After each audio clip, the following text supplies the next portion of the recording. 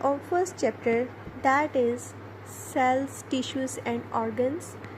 We have done specialist animal cell and specialist plant cells in our last video. Today our topic is unicellular and multicellular organisms. जैसा कि students name से ही जाहिर है कि unis means one and multi means many. Unicellular organisms are those organisms which are made up of only one cell, and multicellular organisms are those organisms which are made up of many cells. Microbes and some very simple plants and animals including amoeba and chlorella have only one cell. यानी कि उन्होंने आपको क्या बताया कि microbes are those organisms which are too small to see with the naked eye. यानी कि जिनको आप आम आँख से नहीं देख सकते, बहुत ही छोटे जो ऑर्गेनिजम्स हैं उनको कहते हैं. ठीक है, उनमें प्लांट्स और एनिमल्स दोनों आ जाते हैं. इनमें देखें अमीबा और क्लोरीला की उन्होंने आपको एग्जांपल्स दी हैं. ये देखें, ये अमीबा है जो एनिमल सेल की तरह है, और क्लोरीला जो है वो सिंगल सेल्ड प्लांट है. ये सिंगल सेल एनिमल है और ये सिंगल सेल्ड प्लांट है. They are said to be unicellular. Most living things however are made of large number of cells all grouped together. The human body is made up of billions of cells, most of which are very small and can be seen only with a powerful microscope. यानी कि multi cellular organisms की आपको उन्होंने example दी है human body की. यानी कि हमारी जो बॉडी है ये लॉट्स ऑफ सेल्स से, यानी कि बिलियंस ऑफ सेल्स से मिलकर बनी हुई है, और इनमें से कुछ सेल्स इतने छोटे होते हैं कि उन्हें बहुत ही पावरफुल माइक्रोस्कोप के साथ देखा जा सकता है. Our red blood cell, for instance, is only 0.007 millimeter across. ये देखें रेड ब्लड सेल्स, यानी कि ये इतने छोटे होते हैं कि ये कितने होते हैं 0.007 मिलीमीटर. दी एग सेल, यानी कि हमारी जो ह्यूमन बॉडी में जो सबसे बड़ा सेल है वो एग सेल या ओवा होता है, which is the beginning of human baby, is one of the largest cell in the body. It measures 0.2 millimeter across. और ये कितना बड़ा होता है जी 0.2 millimetre, which is about the size of a full stop. जो किसके इक्वल होता है जी full stop on this page. ये देखें इस फुल स्टॉप के इक्वल होता है ये. Brain cells are the smallest cells in the body. सबसे छोटे सेल्स जो हैं वो ब्रेन सेल्स होते हैं. They measures only 0.005 millimetre across and 40 of them would fit across the dot on the top of this letter I. ये देखें आई के ऊपर जो डॉट होता है ना छोटा सा, इसमें तकरीबन 40 जो हैं ब्रेन सेल्स इस एक डॉट में आ सकते हैं. नेक्स्ट जो हमारा टॉपिक है वो है टिश्यूज़. अब जो सेम सेल्स हैं वो आपस में मिलके क्या बनाते हैं tissues. Apart from very simplest organisms, plants and animals are made up of large number of cells of the same type usually group together to form tissue. एक जैसे सेल्स आपस में मिलके क्या बना रहे हैं tissue. A living tissue is made from a group of similar cells which will work together to do a particular job. Here are some examples of tissues from animals and plants. तो देखें सबसे पहले उन्होंने आपको बताया कि इस table के जरिए से उन्होंने आपको एग्जांपल्स दी हैं. अब एनिमल्स और जो प्लांट्स हैं इनकी बॉडीज़ लॉट्स ऑफ सेल्स से मिलकर बनी हुई होती है. एक जैसे सेल्स मिलकर उन्होंने टिश्यू बनाए होते हैं, फिर टिश्यू मिलकर जो है वो ऑर्गन बनाते हैं, और ऑर्गन मिलकर ऑर्गन सिस्टम. तो टिश्यूज़ में देखें उन्होंने एक टेबल के जरिए से आपको इसकी एग्जांपल्स बताई हैं. सबसे पहले देखें tissue, where it is found, what it is made of, यानी कि ये किस चीज़ से बने हुए हैं, स्पेशल जॉब या फंक्शन क्या है इनका. सबसे पहले आ जाते हैं epidermal cell tissue. They are found on the surface of leaves and other parts of the plant. Sheets of flatten cells, इनका काम क्या है, protect the plant from the damage and prevents it from drying out. ये students बिल्कुल बारीक से झिल्ली नुमा सेल्स होते हैं. ठीक है, जो ज़्यादातर लीव्स की जो ऊपर वाली लेयर है ना, सबसे जो फर्स्ट लेयर होती है जो थोड़ी सी हमें ऐसे शाइनी सी नज़र आती है, ठीक है, वो लेयर होती है इन सेल्स की. इनका काम क्या होता है, एक तो ये प्लांट को प्रोटेक्ट करते हैं डैमेज से, और दूसरा जो है वो इसे प्रिवेंट करवाते हैं कि ये ड्राई अप ना हो जाए, यानी कि ये पानी जो है उसको पौधे से उसकी ट्रांसपायरेशन को भी कम करते हैं. सेकंड देखें, उन्होंने आपको एग्जांपल दी है prosthetic tissue. Leaves and other green parts of a plant.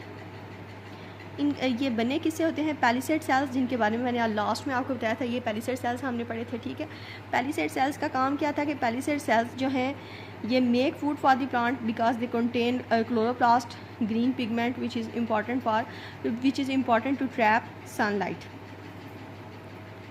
Sporting tissues कौन से होते हैं? Mainly in the plant stem. ये प्लांट में किधर पाए जाते हैं जी? उनके स्टेम में। और cells which with thick and walls, ये कौन से सेल्स होते हैं जिनकी वॉल्स क्या होती हैं? Very thick. Sports and strength the plant, ये इनका काम क्या है कि एक तो ये सपोर्ट देते हैं, दूसरा पौधे को स्ट्रेंथ देते हैं। Epithelial tissue, surface of an animal skin and lining the tube and other spaces inside the animal's body including the mouth। ये किधर पाए जाते हैं? ये ज़्यादातर एनिमल्स की स्किन के ऊपर, इसके अलावा जो हमारी ट्यूब्स हैं जितनी भी, ठीक है, जिस तरह ये माउथ हो गया, इसके अंदर जो लाइनिंग है ये भी किस चीज़ से हुई होती है? एपिथेलियल टिश्यू से। शीट्स ऑफ सेल्स से ये बने हुए होते हैं और इनका काम क्या है? प्रोटेक्ट द स्ट्रक्चर्स अंडरनीथ, यानी कि इनके अंदर जो भी स्ट्रक्चर्स हैं उनको इनके नीचे उनको प्रोटेक्ट करना। फिर आते हैं muscles tissue. In the limbs and in the walls of certain organs, ठीक है, ये किधर पाए जाते हैं? हमारे लिम्स और इसके अलावा बहुत से ऑर्गन्स में।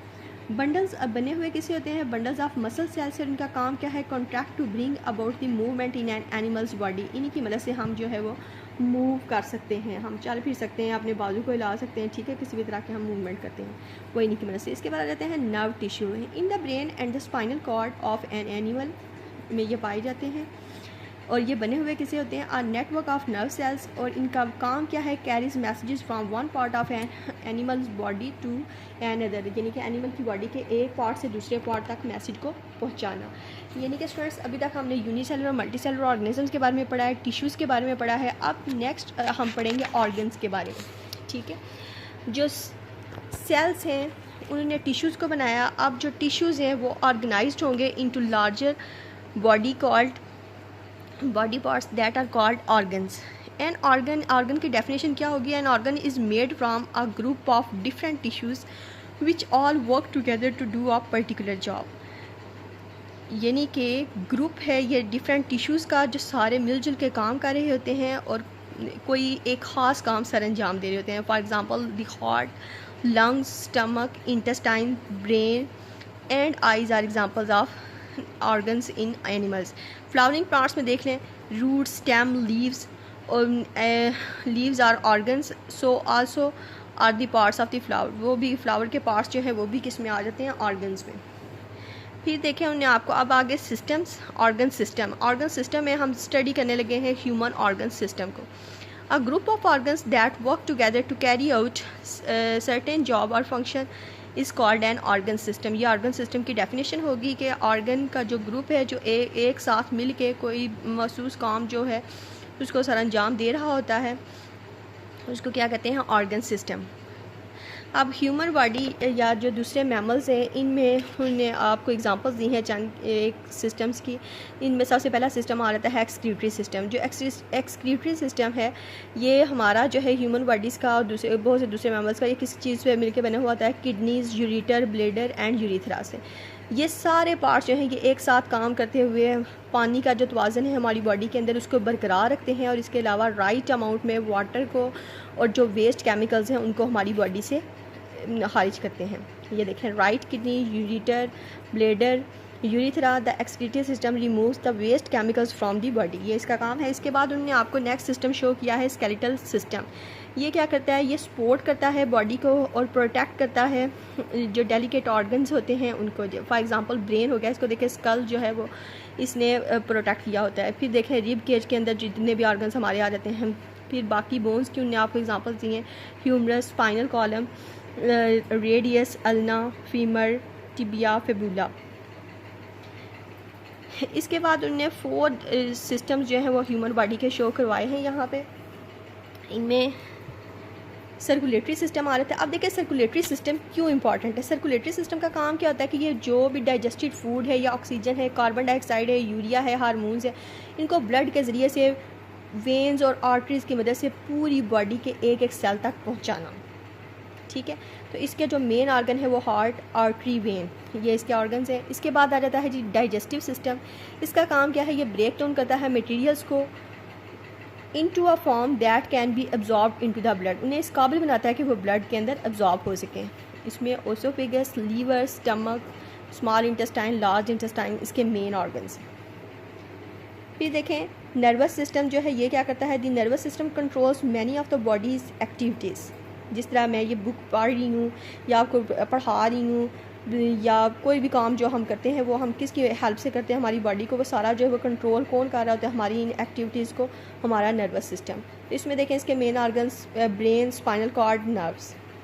फिर आ जाता है जी रेस्पिरेटरी सिस्टम, यानी कि जो सांस लेने का अमल है। इसमें देखें इसके ज़रिए से होता क्या है, ऑक्सीजन खून में शामिल होती है और कार्बन डाइऑक्साइड और वाटर वेपर्स जो एक्स्ट्रा हैं वो क्या हो जाते हैं, रिमूव। इसके मेन ऑर्गन्स कौन से हैं, ट्रैकिया या wind pipe, lungs, right bronchus और लेफ्ट ब्रोंकस, ये ठीक है। Other systems in the human body include the muscular system, endocrine system and reproductive system, यानी कि ये हमारी बॉडी के और भी बहुत सारे सिस्टम्स हैं। ये सारे सिस्टम्स मिल के हमारी जो पूरी बॉडी है उसको बनाते हैं, या किसी भी ऑर्गेनिज्म की बॉडी जो है वो इन सारे सिस्टम से मिल के बनी हुई होती है। स्टूडेंट्स तो हमने ऑर्गन्स को डिस्कस किया है, ह्यूमन ऑर्गन सिस्टम्स को, डिफरेंट जो ह्यूमन ऑर्गन सिस्टम जिसमें एक्सक्रीटरी सिस्टम, स्केलेटल सिस्टम और circulatory system, digestive system, respiratory system और नर्वस सिस्टम को हमने शॉर्टली जो है वो डिस्कस किया है। इनको अच्छे तरीके से पढ़िए, ये मेन इनके ऑर्गन्स जो हैं इनको अच्छे तरीके से याद करिए, ठीक है, और बार बार इसको पढ़ें ताकि ये आपको अच्छे तरीके से तैयार हो सके।